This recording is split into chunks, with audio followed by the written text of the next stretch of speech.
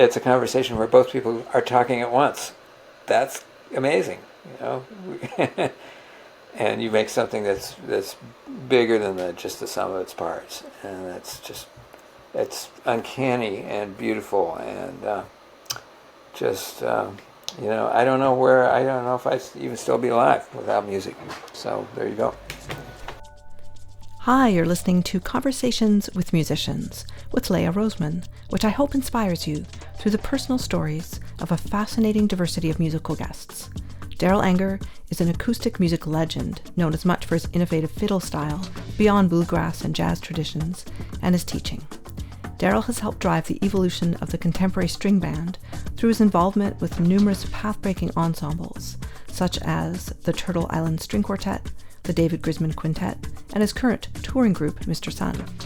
This podcast episode is being released a few days before his new 2-album set, Diary of a Fiddler No. 2, The Empty Nest, and you'll be hearing many clips from this brilliant collaborative project that features dozens of phenomenal string players and improvisers.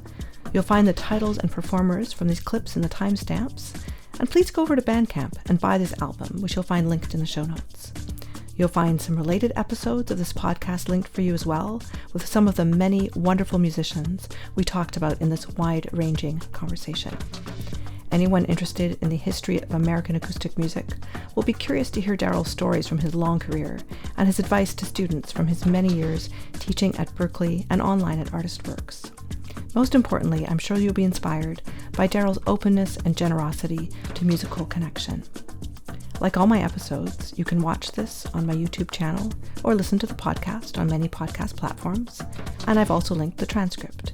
It's a joy to bring these inspiring episodes to you every week, and I do all the many jobs of research, production, and publicity.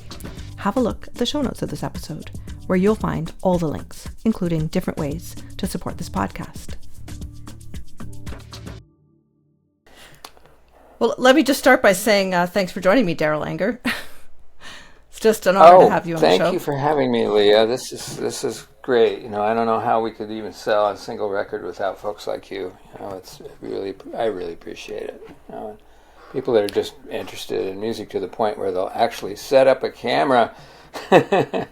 Pretty great. Yeah, so this episode's going to be coming out just right before this great album is released. So we'll be focusing a lot on the album. There's lots to talk about, but I am hoping we can get to some other things. You have such a rich musical life. Right now it's summer festival season. Are you playing some festivals? Yes. I just actually I'm doing a lot of music camps this summer in addition to the festivals. But I'm hitting some of the big festivals like Grey Fox and Rocky Grass, and we're doing just finished doing the Swannanoa Gathering, which was a blast. It was really great. A lot of old friends, both in the instructor and the student population. So that was great. So what makes a great summer festival for you? You get to see your friends. Hopefully it doesn't rain very hard anyway. It's there's like a place that you can like sit. A lot of as a 72-year-old, I appreciate some of the the amenities that you wouldn't necessarily notice if you were in your 20s, but it's nice. But really the festivals are wonderful because you really do get to see the people that you might even live like 2 miles from and don't see most of the year, and then you have to go 500 miles away to see your neighbor. Thinking about people like Tam O'Brien and Jerry Douglas, Sam Bush, of course, and those guys that we kind of land in town, and you want to hide in the house for a couple of days because you just talked to 850,000 people. So there's that. So. Yeah, you get to see what people are doing, your friends are doing, and new people too. That's great. You get to kind of like, what's going on out there? Who's playing what, and have they got a big idea, and is it great? It might be, it probably is. People that are playing, younger people, they're just getting better and better. Every time you see them, they're just playing more stuff. Rocky Grass is going to be interesting. in that way because Molly's band is all there, but not as Molly's band. Molly's got a new band, but Bronwyn and Lyle both have bands at Rocky Grass, so there'll probably be some kind of reunion thing. But in the meantime, we've got this, like the molecule has split and turned into something very, much more. There's more. More is more, so to speak. Well, the scene must have changed so much over your career, so maybe we'll get into some of that. But let's dive into Diary of a Fiddler number 2, The Empty Nest. So explain the title for people that don't know. Oh, yeah. This is, in 1999, I released a record called Diary of a Fiddler, and that was a record of duets, just fiddle duets, mostly fiddle duets. There was a larger group on there, but basically duets, a couple of trios with other fiddle players, people that, famous, really good fiddle players. And, people like Stuart Duncan, Natalie MacMaster, Richard Greene, Martin Hayes, Allistair Fraser, Vassar Clements, folks like that. And like a bunch of these duets of just fiddles, no backing band or anything like that. So you really got to hear what fiddles can do. That was sort of in response to this, these music camps, especially fiddle camps that had just started really, hitting. And especially Mark O'Connor's camp, because he had every style represented in his camp. Like everybody, it's kind of like everybody was there. And so we all got to meet and hang out and play together, and that was incredible. So that became a recording. So that was 26 years ago. This new recording is a album of mostly duets, a couple trios, and one very large band with former students or people that I've had some kind of mentor relationship with. Often, sometimes, it's like maybe a couple of years of studying at Berklee, and I was their private, teacher. Sometimes it was just a situation where we'd meet at camps. I'd know their parents,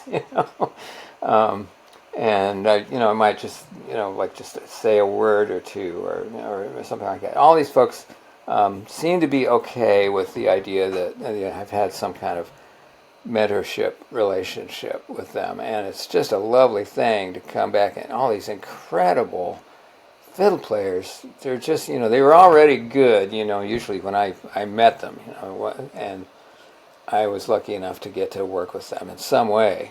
Certainly Brittany Haas, Alex Hargreaves, all these folks. Alex is playing with Billy Strings. I think most people have heard of Billy Strings. And John Mailander, who's playing with Bruce Hornsby, Bronwyn, Keith Hines, who I just mentioned, who's playing with Molly Tuttle, many, many more folks, and I just feel so lucky to have worked with all these folks. So there was so much there that I had to. Well, I had to make 2 CDs. I just couldn't bring myself to cut anybody out. So I have a loud CD where we're playing loud and fast, with a bunch of folks, and then there's a cool CD where we're playing, kind of spacey and kind of focused, but kind of easy. So like you might be able to sleep to that or meditate or something like that. So we have 2 possibilities there. If you're feeling like you need to get going and have some coffee, we got one, and then the other one is like when you want to go to, just relax and have a meal or something. So I'm hoping we could play clips of a number of these tracks for people to hear. We might start with Brittany Haas, because she was featured on this podcast last year, and a lot of listeners will know her. And Brittany is one of my long-term. I couldn't love Brittany anymore if she was my own freshman, but I think of her as as a niece, or maybe even in some ways a daughter. She is just completely. We're close, and she helped me produce the project, So yeah, that's great that we're starting with Brittany, because she's really like the person that I feel the closest to.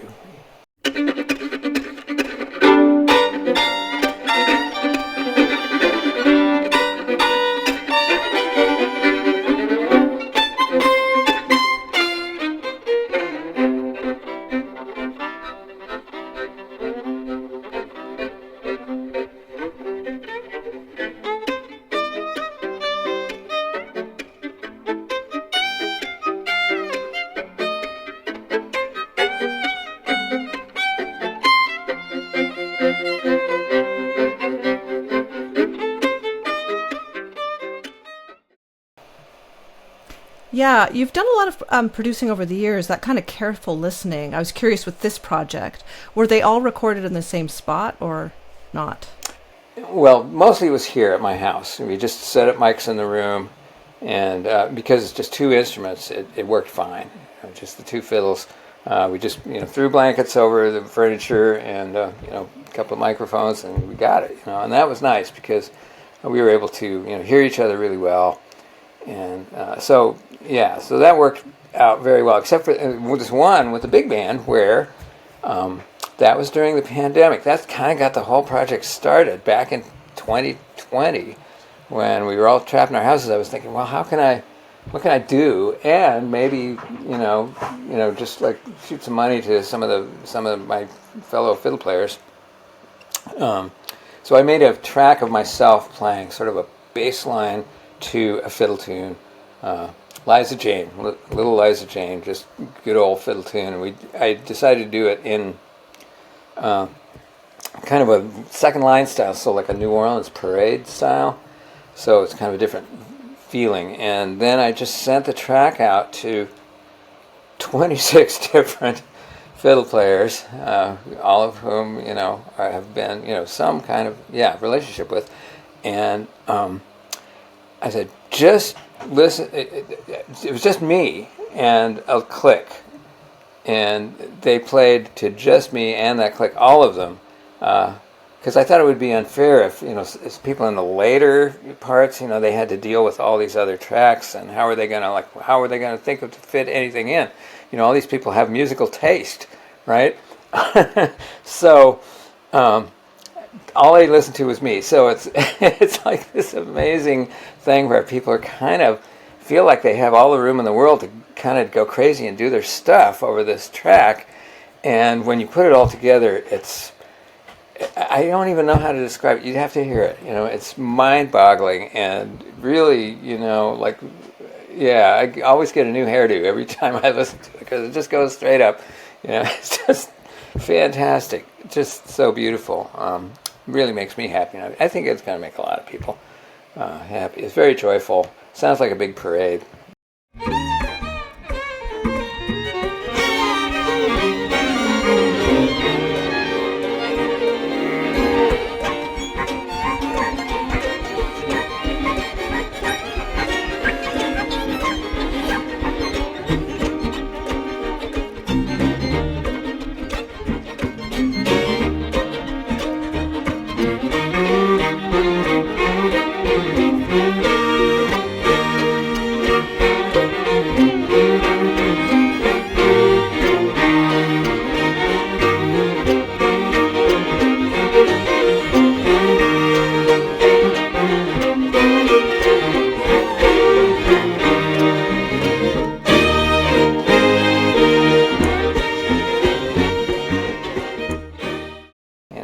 It really does. And it's true, the first time I heard it, it really took me by surprise. I thought, what is this? What's going on? But Right. yeah, it's definitely a party. That must have been hard to produce, that track, though. Yeah. It's it's funny, and the irony is that it was just people in the room by themselves recording. Just like recorded everybody's garage or their bedroom or their basement. But it does sound like just a big, what we wanted to have. Yeah. So speaking of the Liza Jane Parade, unfortunately, Mike, when he recorded his track, shortly after that, he suffered from his aneurysm.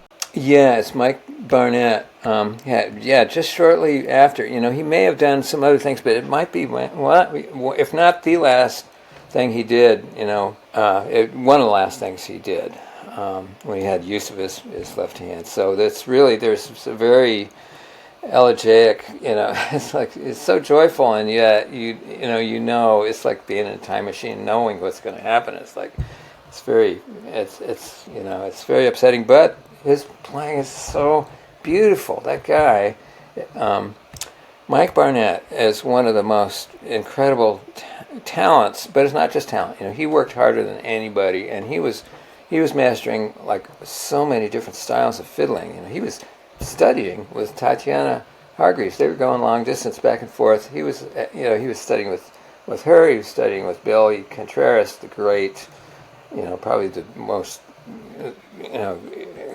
intensely, technical jazz fiddle player ever, and just working on his music all the time. And so it's really, it's sad, but any piece of anything that he did is valuable, I think. And this particular, it just broke the track out as a separate track, and so it's just me and him and his his accomplice, Alex Hargreaves, who they went to Berklee together, and they were together a lot, and they worked out all these great things. You can hear on Mike's his duets record. He has a duets record where the most intensely just complicated Byzantine track is him and Alex just playing this amazing stuff together. So I thought, well, we better have Alex on there anyway, because Alex was doing a lot of beating rhythm. Anyway, so just the rhythm parts. So that worked out fantastically.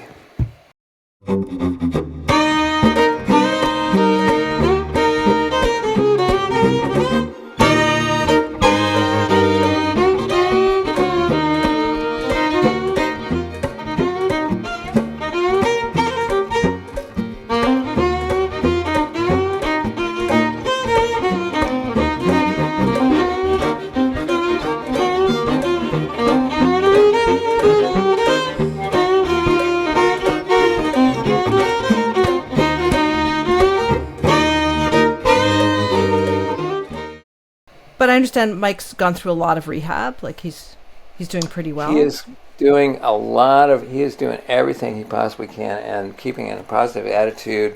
He lives here in Nashville as well, and we see him a bit. I'm probably going to be going over there this week and hanging out. He's working on all kinds of things, and I'm really, I'm kind of after him to start doing more producing, because I think he's got incredible ears, and it's something that he could do. I think he's just he hasn't lost a bit of his thinking ability. He's everything. It's the only thing that's not there is his left hand, which really, if it's a great day if he can turn a doorknob. So that's tough. That's a real tough thing. But I'm also suggesting I might have to buy him a dobro or something. See if that maybe that'll do something. Who knows? I don't know. Just trying to keep a positive attitude about it. And he's definitely still Mike, and he's on top of it, and he's working hard. Mm-hmm. Now, your style of playing, which combining bluegrass and jazz and many other styles of music, when you got into this, it wasn't like you developed a lot. So you dropped out of college way back to play more. That's basically my little set pieces. My big career decision was to drop out of college to play bluegrass music in pizza parlors. But I was in the right place at the right time. I was in the San Francisco Bay Area at a time where it was cheap to live there. There's a lot of music, art, and all kinds of stuff going on. The technical guys, the guys, all the Apple guys were in the garages, soldering stuff together, and there was just a lot of creativity, in that time. And I was kind of ruined for traditional, or like any kind of pure style, whatever that is. Pure style is what? Some combination, some very specific combinations of any amount of other styles. So really, that's just kind of a shibboleth, to use one of my favorite words this week. But yeah, so I was really interested in the Beatles. That's the thing that got me into playing music in the first place. I'm of that demographic, that generation where I must have been 10 or 11 years old when the Beatles hit, and that was it for me. Oh yeah, I want to play music. So that just continued through my school years, and I didn't know fiddling or bluegrass existed until I was about like halfway through high school, and then I went to see a rock band. The Youngbloods. Some people may remember the Youngbloods. Jesse, Colin Young, and they had a hit called "Everybody Get Together, Try to Love One Another Right Now." Y'all get together. That didn't work, but it was a great song, and they had a song called "Darkness, Darkness," which had a fiddle playing on the beginning of it, and I hadn't really heard that. At that point, I had taken classical violin lessons, but I was also into like Eric Clapton and the blues guitar players, Led Zeppelin stuff, all that kind of thing, Hendrix, and it just I liked violin, and I was playing in the school orchestra, but I didn't connect it with any of the electric guitar stuff, which I was also interested in. And then I went and I saw. Well, the Youngbloods didn't have the fiddle player because that was David Lindley playing in the studio with them. But the opening act was C-Train, which was a rock band with Peter Rowan, who was playing Telecaster, which was wild. Think of Peter Rowan, young Peter Rowan, playing Telecaster and doing all his yodeling and storytelling and all that stuff. And Richard Greene playing just the most rocked out. He sounded like any of those great electric guitar players. He could play all that stuff and fast, and he played Orange Blossom Special, and it was great. And it just felt like a 14-year-old boy. That's like, what else could you want? So I said, well, okay, there's already 200 guys ahead of me, just in my high school, on electric guitar. There's guys that can play both solos to Crossroads. I could only play the first solo to Crossroads. So, and that's of course that famous Cream piece, with Eric Clapton. It's Crossroads. If you can play, okay, can you play the first solo Crossroads? Yeah, I can play that. We can play the second. Well, I'm working on it, right? So, anyway, so I thought, well, I already kind of have a bunch of stuff together on violin. I could just transfer all the stuff I've been doing on guitar over to violin, and I would have a niche. Nobody's doing that in my high school, right? So that was cool. And then, just researching that and finding Richard Greene stuff, I discovered bluegrass, and that was great because bluegrass was exciting, super rhythmic, highly, structured music that had a big premium on virtuosity and playing fast, So again, for like a 14-year-old boy, that's just that's it, that's the thing. So so working in all that stuff. So right, and everything that I was listening to, just thinking, I could do all this stuff on violin. Cool, And so when David Grisman came along with the Mule Skinner Band, which was not exactly bluegrass, and Old in the Way, which was bluegrass, but with a very, kind of like, kind of a West Coast edge to it, like Peter Rowan's compositions were about, all kinds of things, that, it wasn't just about wanting to go to the little cabin by the lake or anything. There was like all kinds of stuff, coded references to marijuana and all that stuff that we were, into. And of course, John Hartford's incredible, aerial playing record with Vassar Clements, who Vassar played with everybody. Vassar just was himself no matter what. And he played with the Nitty Gritty Dirt Band. He was playing with rock bands, the Allman Brothers, John Hartford. That was a model for me. That was just like, oh, okay, great. And then my other, hero, Byron Berline, who was very kind to me early on in my career, was playing. He played on the Rolling Stones record, right? So this was all, it's all part of the big, pile of inspiring stuff. So that was what was happening in the '70s for me. This name Byron, I didn't know who that was. Byron Berline, great. Started as a Texas fiddle player, and somehow, for some reason, moved to Los Angeles in the late '60s, early '70s, and he became a session player. Anytime anybody needed a fiddle for anything, they'd call Byron. And Byron, had cred up the wazoo. His dad, Lou Berline, was a national fiddle contest winner. Byron went and won the contest. Went with his dad the first time, and he was just one of those great Texas fiddle players. A great Texas, and his sound was so incredible. It sounded like an electric violin. That kind of sound. People describe, I think it was like bone conduction, where it sounds like the sound is inside your head. Also, Vassar Clements had that sound where it just grabs you. You can't not listen. You mentioned Richard Greene. Now, it was his influence that got you to figure out chopping? Yes. Richard invented the chop in 1964 when Richard was playing with Ville Manteaux, King of Bluegrass.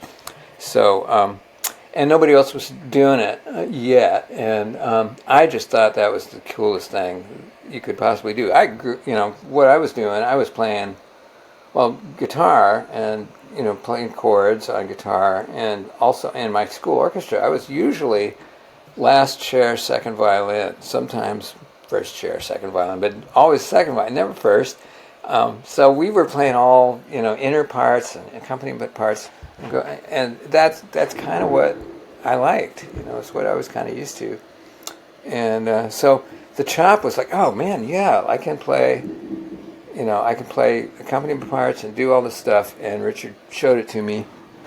I don't think it took me very long to get it, probably about half hour, something like that.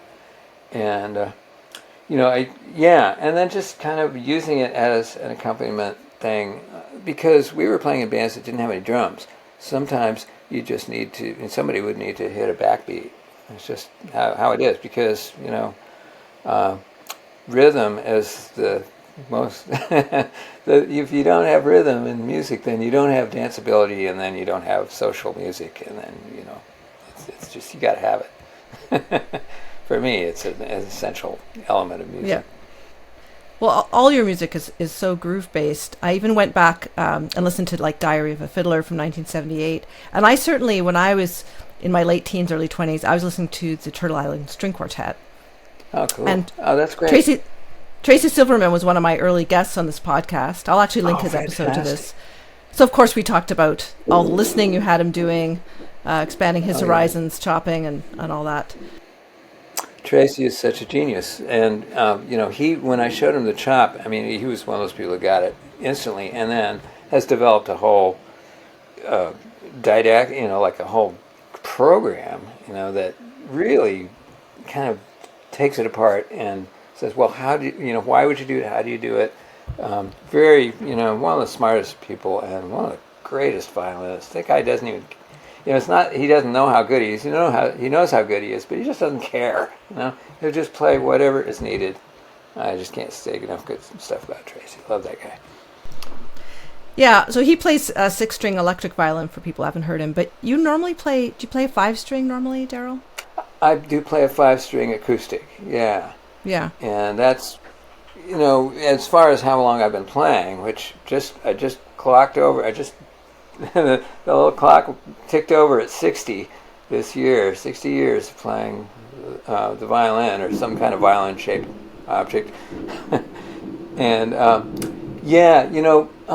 who had the 5-string acoustic was basically invented pretty much by Johnny Gimble, right? And then who was the great Texas swing violinist, who has played with everybody from Willie Nelson on down.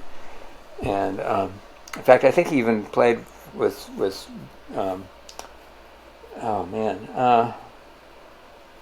some of those original Texas swing guys. And then I heard Bobby Hicks was the next guy to drill a hole in his violin peg head and put an extra peg in there and have five strings.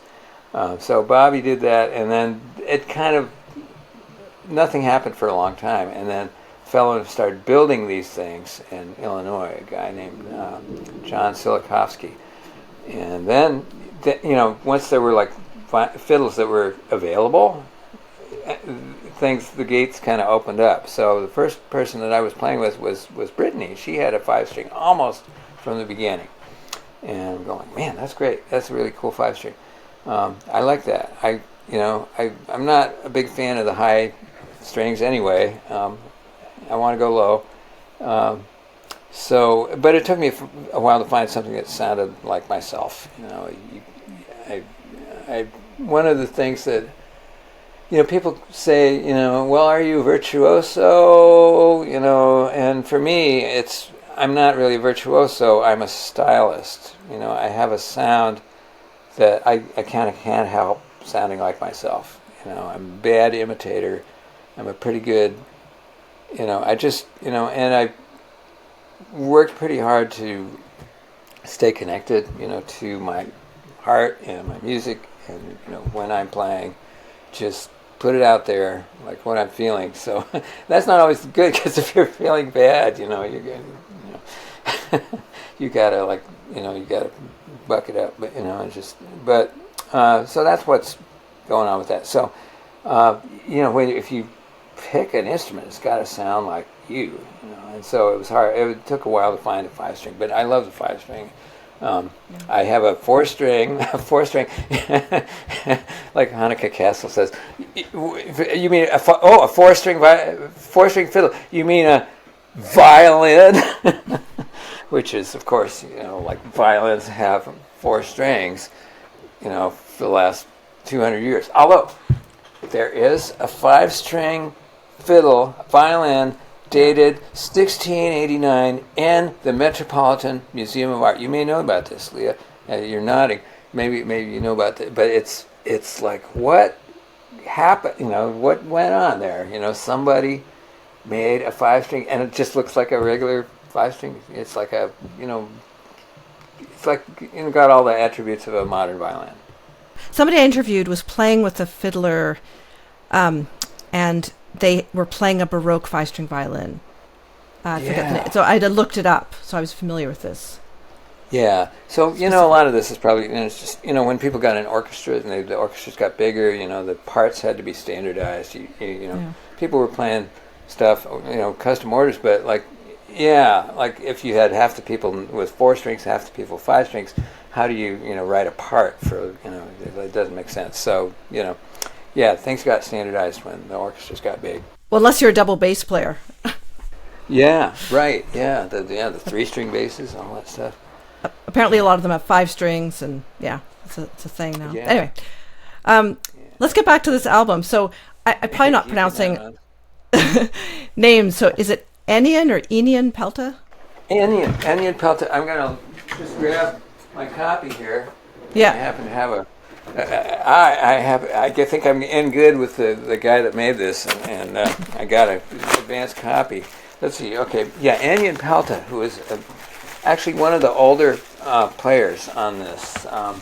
She came for some lessons back in maybe like late 1990s or something like that, and just a great fiddle player, and who's living in Colorado and is doing a lot of things now. She's had a band, this band that's sort of, it's kind of like a Eastern European grass band.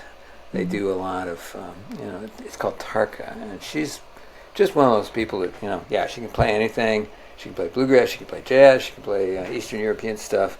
She's actually getting in with the University of Colorado there in, or maybe it's Colorado State. Anyway, it's in Denver, and she's like starting to run a string program, roots string program there. She's just a terrific musician, and I love playing with her. She's really she's one of those people that can play. She can imitate me better than I can imitate myself. It's really funny, but it's not. She does a lot of things really well. Yeah, that was fun because that was a very. She picked out. So the whole thing was like I didn't want to pay royalties because I knew there was going to be a lot of material on this. So it's all my compositions, which is it's fun. It was kind of fun. Because digging up, what composition would work with which person? I was matching things to people. Some people chose the piece that they wanted to do, and Enion chose this crazy sort of Middle Eastern tune. I wanted to. Okay, I'm going to try to write one of those Middle Eastern tunes where everybody plays the melody together, and it's just like, and it's got funny notes in it and stuff. So. She liked that, and she played the crap out of it. She's just a great improviser, and that was really fun because there was a lot of just. That's on the loud CD, because she just kind of tore it up. And actually, she's great. She did a couple of things that nobody else did on the record. She did a kind of a finger picking thing at the beginning, and some other stuff. I remember part of her solo was. One of those things where it sounds like feedback, and just like a kind of like it was sort of an elephant and some rhinos and feedback all together. So it was very, kind of African sounding, I guess.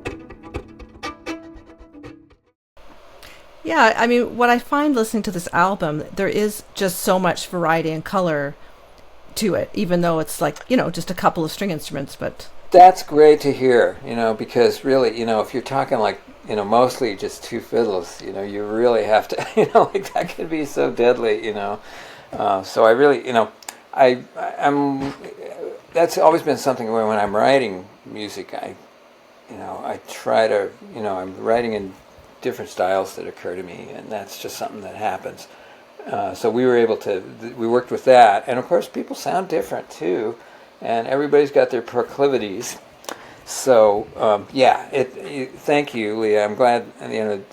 I was hoping. That's what I was going for. It's like enough variety to make it feel like it was worth. You didn't just get tired. You still have to. You really have to like fiddling.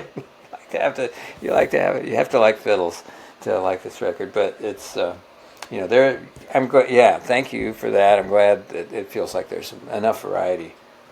Okay. So if we could get into your teaching a little bit, not like Berklee was a huge thing, and also your online ArtistWorks. Where do you want to start? Hi, just a quick break from the episode.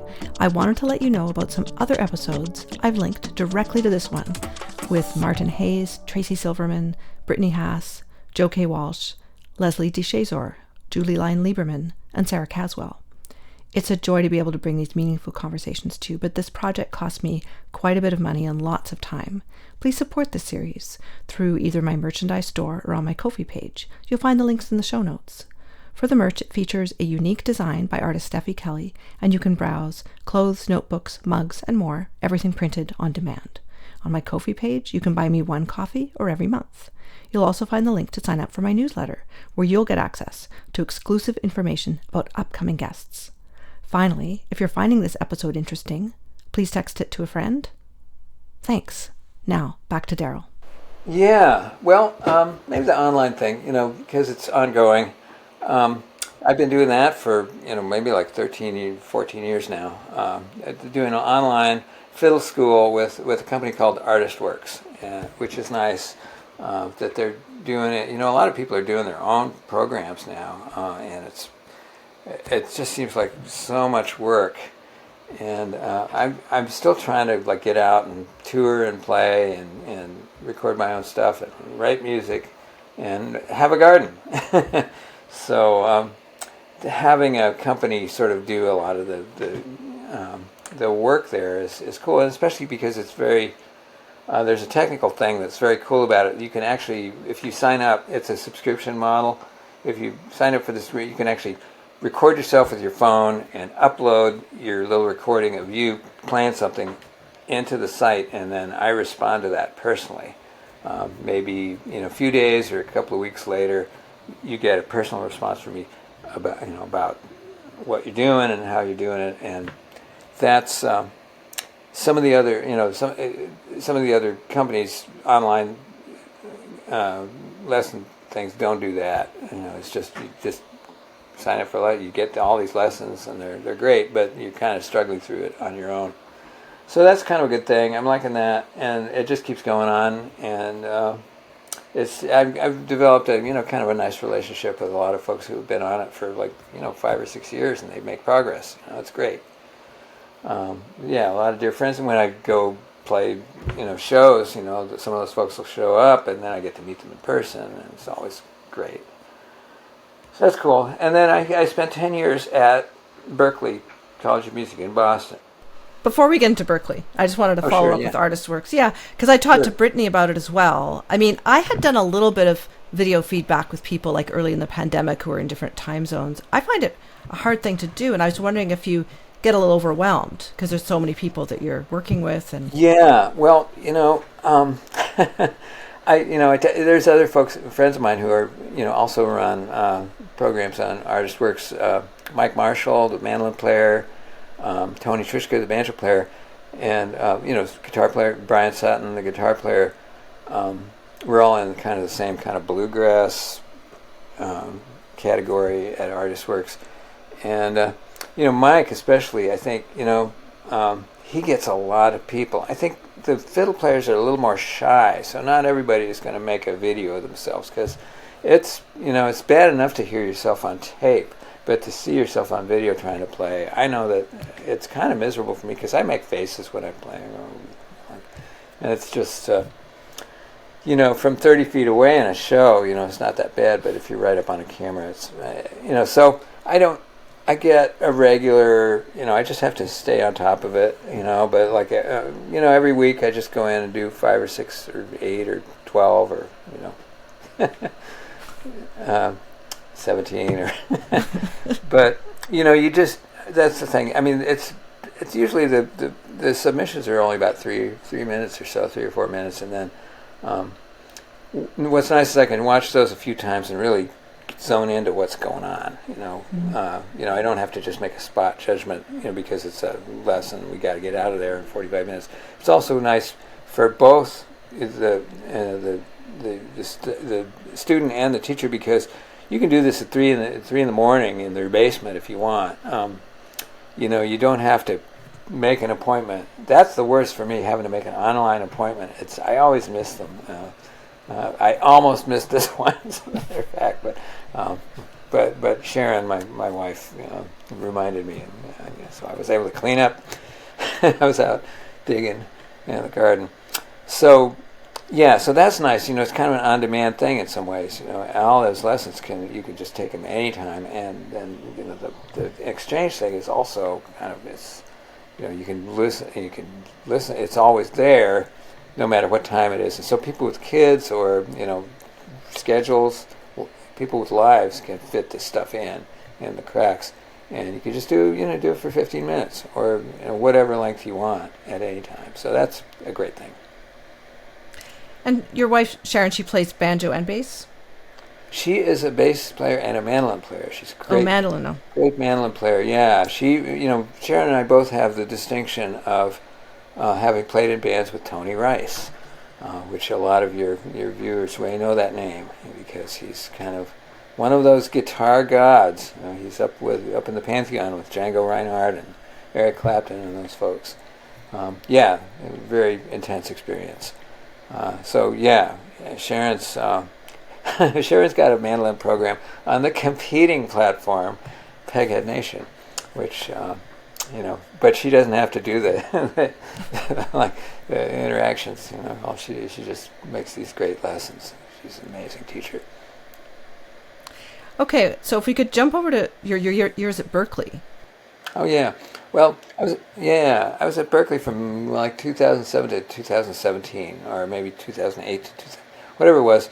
It was amazing times. 10 years of having a day job, but it was probably the best day job a professional musician could have, because basically you did almost 40 hours, but they were compressed into 2 days. I'd get there at 8 in the morning and have private lessons like until about 9 at night, and do that for maybe more like 20 hours a week, but whatever it was, it felt like 400 some weeks.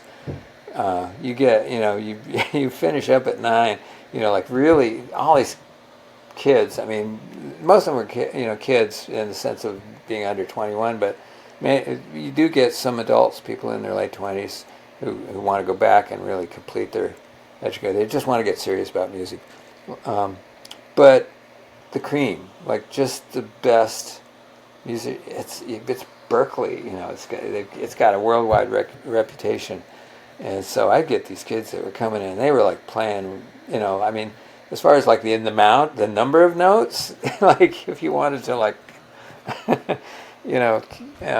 just like a note count, per minute. If you could get like if you wanted 800 notes per minute or something like that, these kids could do it. So a lot of it was just kind of reminding people like why we do stuff, why we play music, and because these kids are coming out of like things where they've been practicing like crazy just to get into Berklee, and then maybe they're the best in their neighborhood, and their mom thinks they're a genius, and they maybe are a genius, but all of a sudden they're plopped into the school with all the other geniuses from every other neighborhood, and they're going like, oh God, I'm not special anymore. I better practice my butt off, and then that's when you get hand injuries and things like that. So trying to keep people centered, and sane is a big part of the Berklee experience. Just trying to remind them, what they're doing, and keep them coming back to themselves and why, what they're doing. And some of these kids, I'm thinking about people like Ella Jordan and John Mailander, who are on the record. Ella came from a musical, her sister, and she played Texas swing and Texas fiddling. They came straight from Texas to Boston. And John I'd known a little bit before that. He came from San Diego, also a brilliant fiddle player.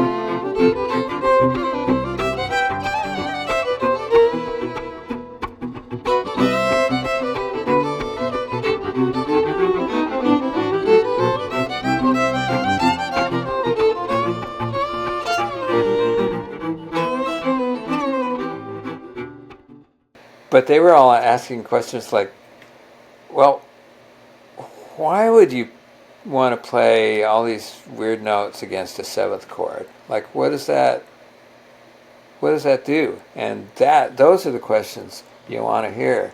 Even though it brought me up short, I felt like, oh, well, you just assume that that's why you're here, right? You're here at Berklee so you can play a bunch of weird notes against a seventh chord.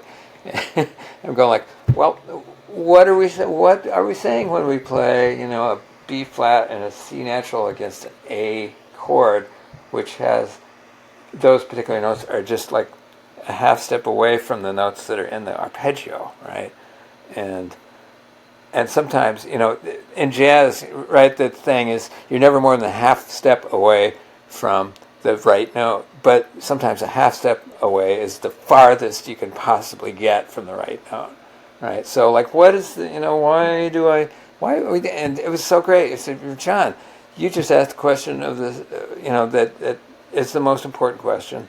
One of the most important questions in music is like, why do we want to play these funny notes? And it's because, what are we saying? Are we saying, I'm smart? Are we saying, I know a bunch of stuff?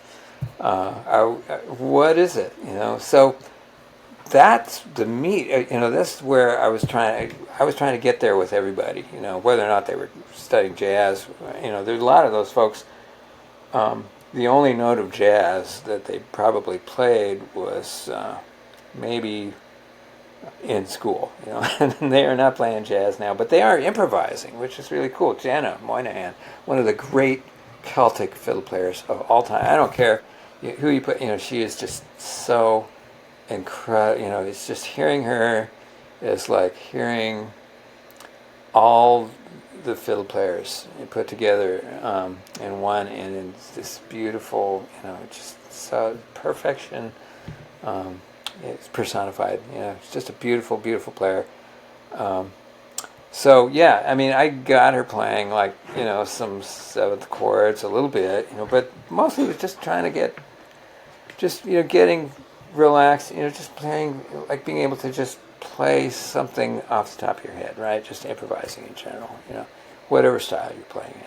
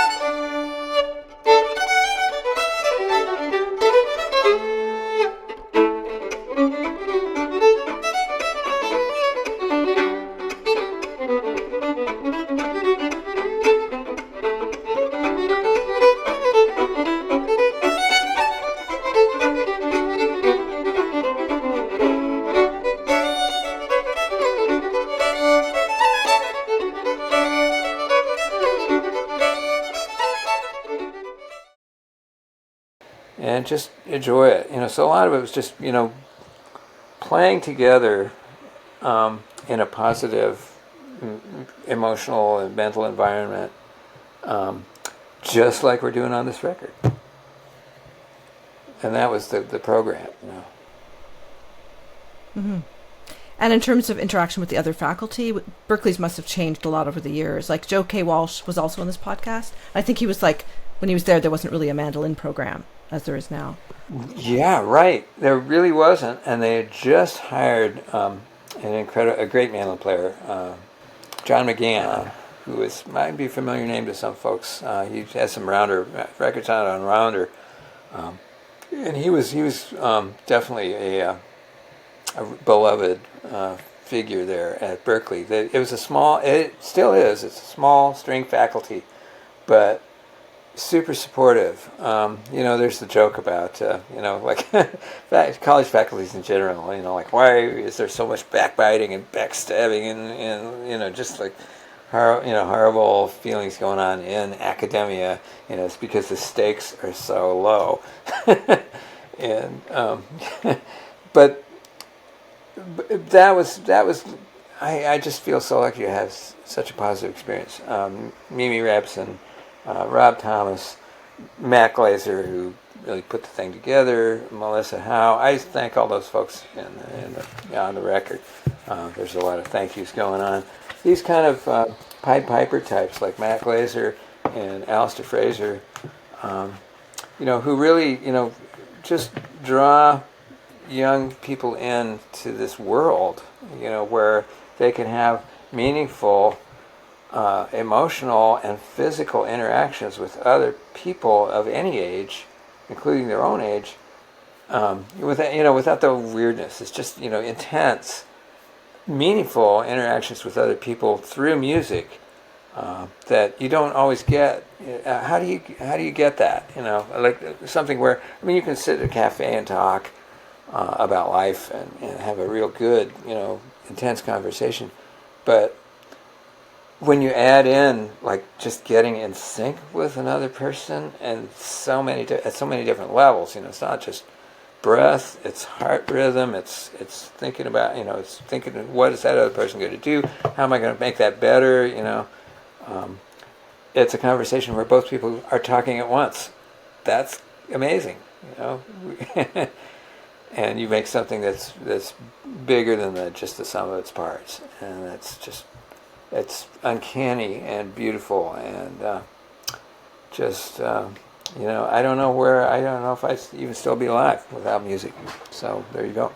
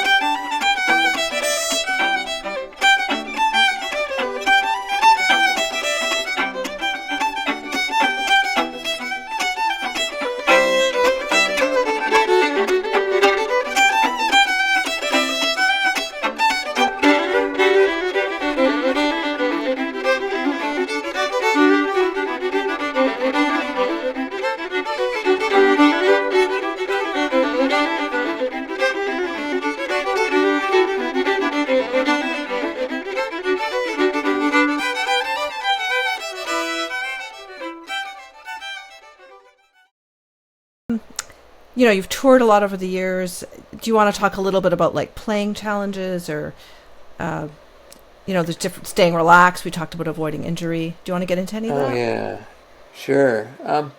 The fiddle, all these string instruments, cello, fiddle, anything, a bowed string instrument is just the learning curve is pretty steep at the beginning. It's hard at the beginning, and then in the middle, you've played for a few years, it's also hard and kind of steep, and if you've been playing a long time, it's also hard. It's just hard all the time. It's you have to stay in shape. It's like I'm kind of this is a thing that I've been thinking about, the idea that a fretted instrument, right, with got all the lines and dots, it's sort of like a contract, right, because you've like signed a contract up here at the peg head, and then everything was going to follow. If you get it right here, if you get everything worked out, then you can kind of trust that everything up here is going to happen properly. You just throw your fingers down.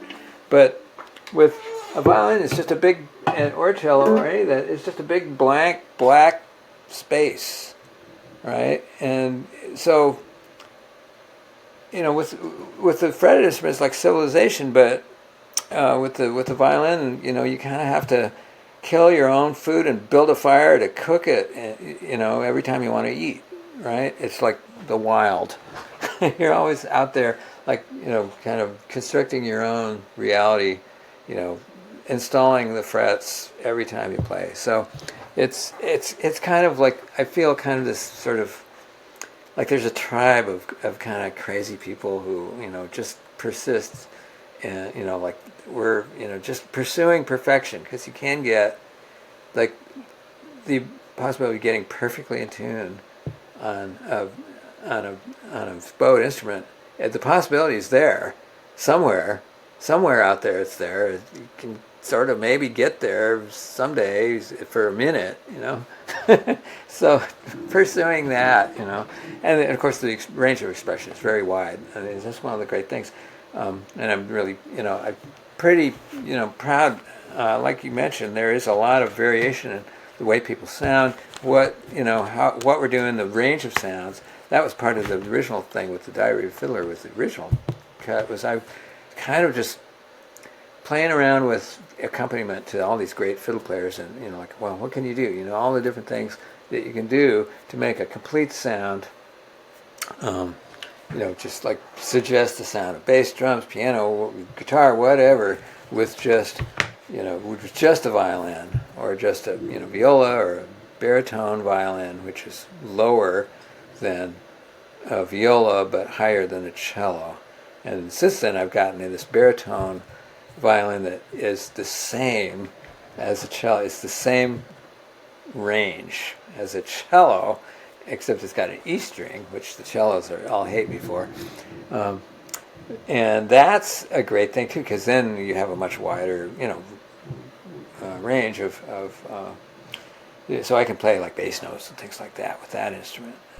So that's fun. About half the record is me playing that baritone 5-string violin, and that's cool.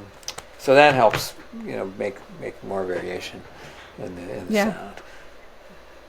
Yeah, you'd mentioned earlier, like in your first Diary of a Fiddler, that Martin Hayes was on it, the Irish fiddler. Yes, yeah, so, I kind of had the Celtic connection. It was so cool because I don't consider myself a Celtic player. I'm not very good at it. I've been working on it. Jenna has been helping me, actually. Jenna Moynihan. I just get like kind of balled up in the little squiggly doos and the squiggly das, all that, those little ornaments that are so beautiful when they're played right, and they're so annoying when they're not. But she just keeps telling me, well, just relax, and I'm going like, right? So, yeah, so I don't really, but I love the style, and I can like make a frame, and that was beautiful because I did two things with Martin. We did a version of like a Beatles tune, which was so beautiful because Martin, he's got that lonesome sound. He says it himself, it's just that beautiful, wistful thing. And so when you put something like, I Get By With a Little Help from My Friends, it's a very, it's like it's sad and it's happy at the same time. It's just one of those indescribable songs. And then we also did, and I didn't know this at the time, I asked Martin to play Banished Misfortune, which is sort of like the Celtic players. It's kind of like Rocky Top or something. It's like, or Orange Blossom Special. One of those tunes that, nobody plays that tune. It's so dumb. We don't play. That's like,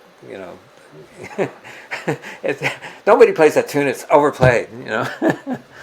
So, but Martin. But I had kind of a really, more interesting arrangement for it. We changed keys. I had a kind of like a pretty fancy, a lot of plucking and bouncing the bow accompaniment. And Martin, he said, well, normally I don't play that tune, but with you I will do that. And I'm like, wow, okay, thanks, man. Okay, and it worked, of course. If you don't want it. So those kind of things. And then of course I got to play with Allistair Fraser, the great Scottish fiddle, and that guy he's again one of the most influential fiddle players in history. I think he's really gone beyond. He's like spun a whole like 3 or 4 now generations of post-Celtic fiddle player, people that have a strong roots in Celtic music, but are playing all kinds of music, pop music, everything. The guy is just, such an inspiration. And so we just played. We just sat down. We didn't have any plan at all, and we wound up playing some crazy stuff. He picked up this crazy instrument made by a fellow named Danny Farrington, who makes custom, acoustic guitars for the stars in the shape of whatever. You can make a guitar in the shape of a teacup, or in the shape of the country music stars swimming pool, or whatever. So he made this crazy shape violin that can't even be tuned up to pitch because it's just like a little cockle shell. It's just made out of like really thin wood.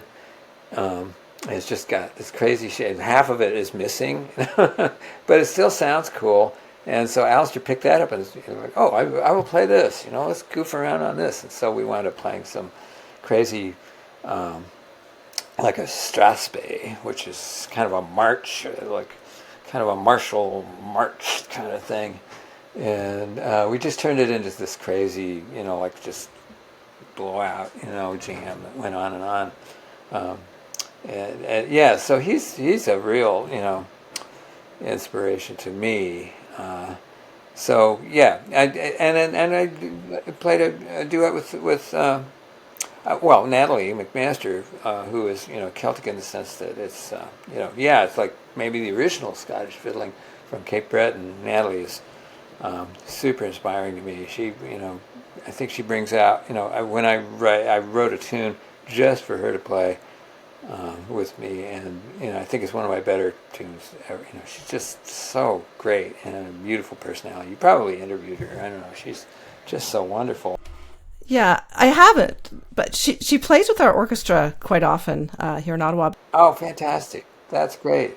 But my interview with Martin Hayes, I have to say, is one of my most listened to interviews on this podcast. It was great, and he played quite a bit too. He had cool. Oh, he's so articulate and just very highly, violent and highly evolved fella. That's how I see Martin. Yeah, I'll link that too so people can check it out. So I've made lists. There's so many tracks on this album, and I don't want to leave people out. But if there's things you definitely want to include, there's a lot. I know. Yeah, Casey Driessen, who is kind of the link to the original Diary. He was on the original right at the end. Right, it was like he and Hanukkah Castle were like the Young Turks, and we did a thing.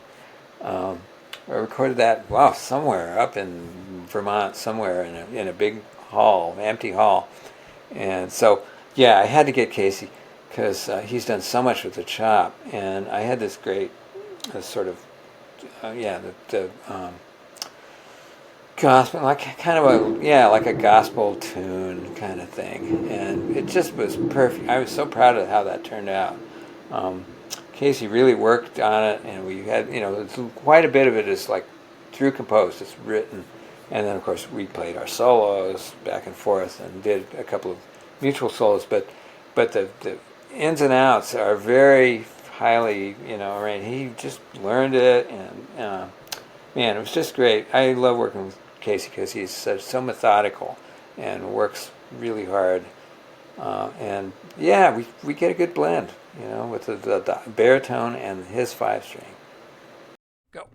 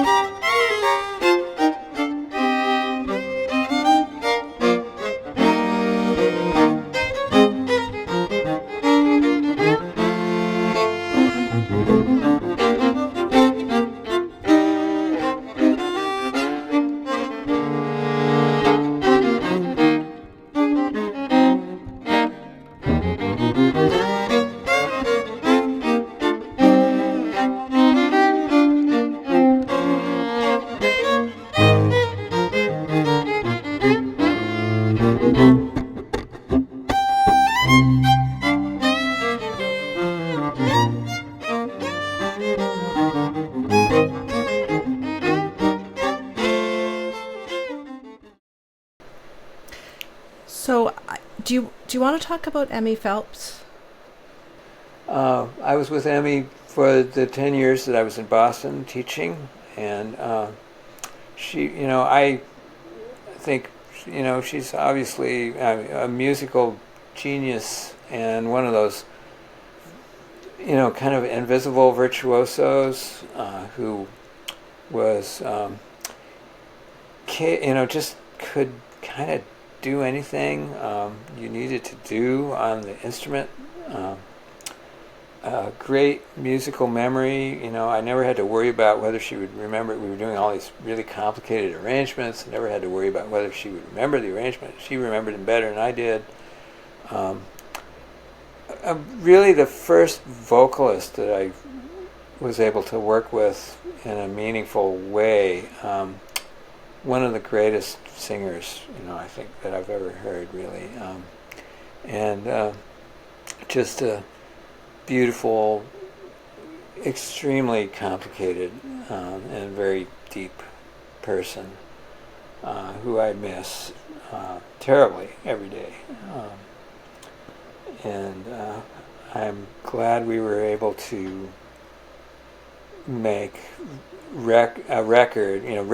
recordings, but in the sense of a record documents of the music, that we were able to make. We've got 3. This is 5 years now since she passed away, and this was the first year I've actually been able to even just listen to she passed away on the solstice, June 22nd of 2020, and so this last solstice, a couple of weeks ago now, we're just gotten into July here of 2025, I think, still 2020. 5 years later. I was able to listen to some of the records and just not completely come apart. But I just can only be grateful that we were able to be together for basically about 11 years. So I'm so sorry for your loss.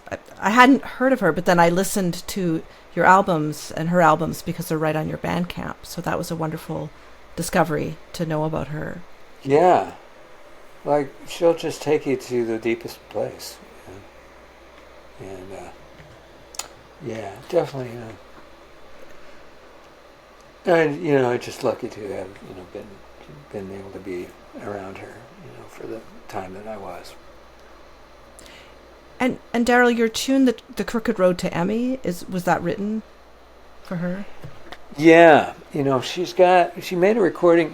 We spent some time at the Grand Targhee Festival, and she just kind of audited Daryl Scott's songwriting class, and of course she was totally the star, and of course she felt bad about that because other people had paid, and people, Emy had been doing it for so long, and because Darryl just kind of latched onto her as somebody who he could work with as an example for the other people in the class and all this stuff. And she wrote a great song about her father in that class that is incredible, and also and so we recorded. She Daryl Scott's he's a genius and a great songwriter, and she decided to cut one of Daryl Scott's songs, which is The Crooked Road, which is a beautiful song about I walk a crooked road. I realized that looking back at my life, it was the straight and narrow for me, even though it was a crooked road. All these beautiful ideas about trying to do what you do and being yourself. All the themes that Emy's so obsessed with, anyway. And so she said, "Well, we should have a fiddle tune, to go with this. Should we come out of this tune with a fiddle tune? So can you write one?" And so basically I wrote that tune, The Crooked Road, which is basically, it's based on the Buffalo Gals. If you think about it, it's kind of like it's the same chords as Buffalo Gals, and sort of a, if you did a Canadian style Texas melody to Buffalo Gals, it would probably sound like that. It's got a little crooked thing in it. It's got an extra beat, so it's crooked in the sense that we talk about fiddle tunes as being crooked if they have odd numbers of beats or bars, and so that that's always going to be connected to Emy in my mind. That tune. And so I played it with Tristan Clarridge, another, former student who I've worked with forever, who is also very, he and his sister Tashina are, were very tight with Emy Phelps. They lived close by, and Emy would put them up. They would do house concerts at Emy's house when Emy was living in Ashland, Oregon. And so we both have a very strong connection, like a independent but super strong connection to Emy, so it made sense for me and Tristan. You can hear it. You can hear the love in that one because we both miss her.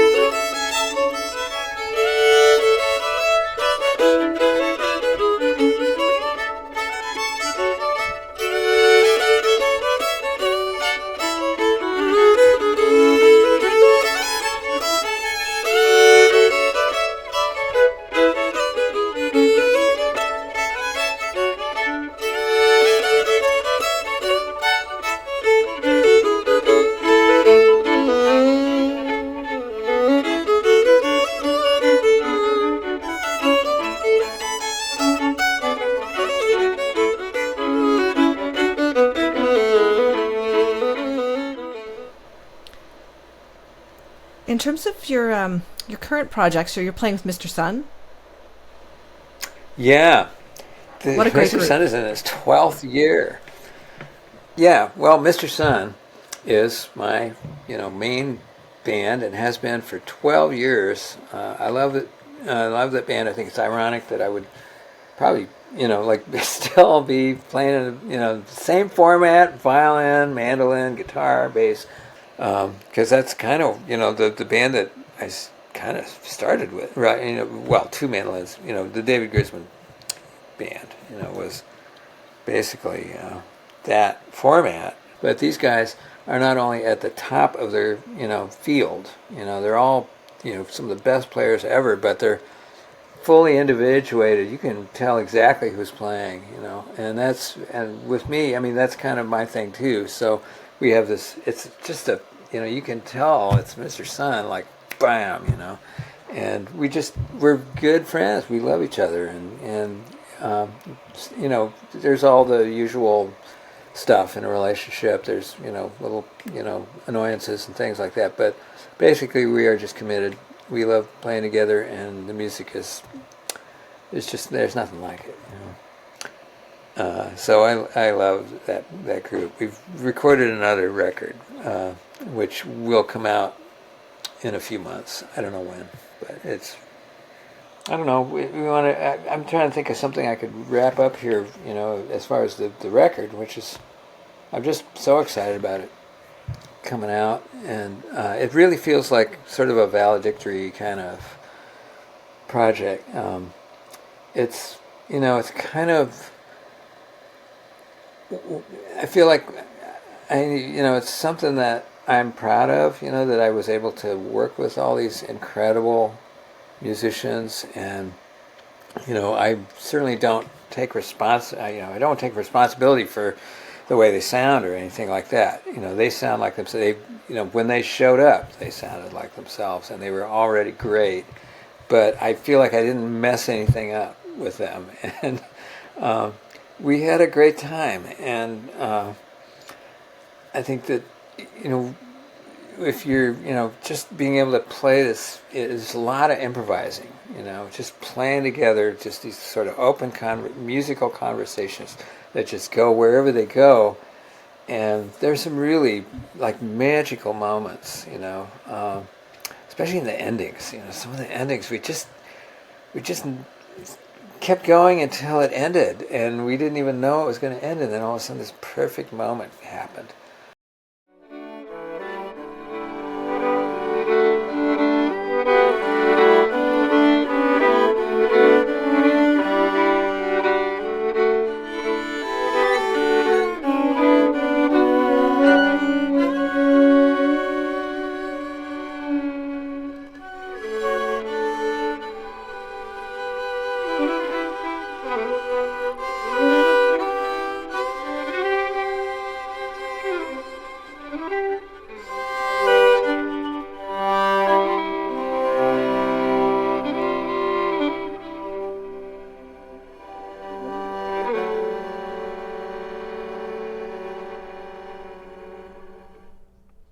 And that happened again and again. So just, these kind of just lovely, just little episodes of life where two people who, really, have mutual respect and love are interacting in a musical way,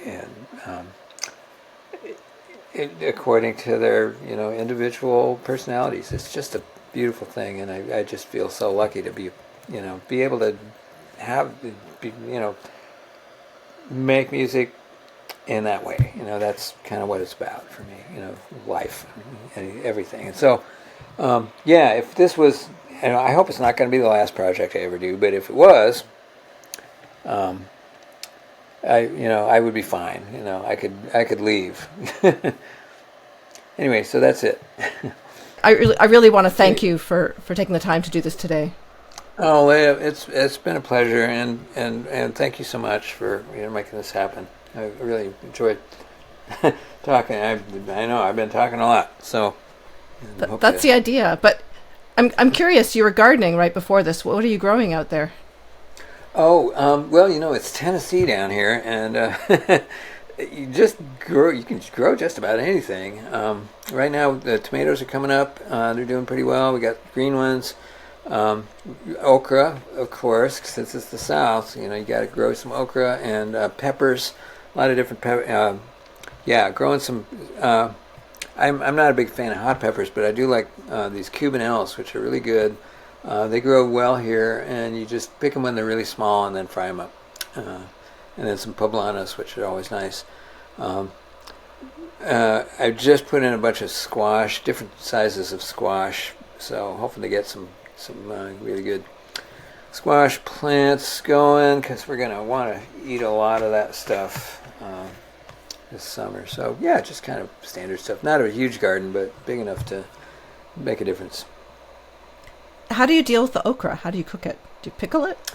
Oh, I like pickled okra. Sharon doesn't. But if you just fry them, they're okay. They're like if you can even you can just bread them or just dry fry them. They're not so disgusting.